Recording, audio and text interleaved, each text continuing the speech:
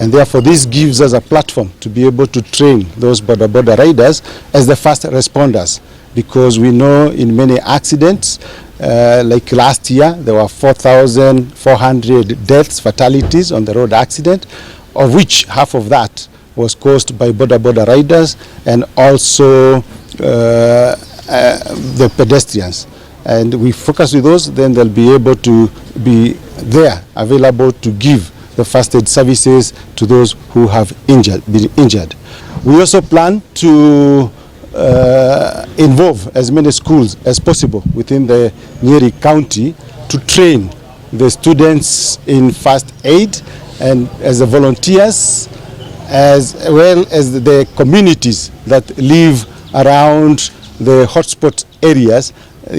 So when there are emergencies or incidents in those particular places, they can be available to respond pretty fast. Our dream is to eventually have a response center that will be connected to every sub-county headquarter where we are able to respond to respond in time,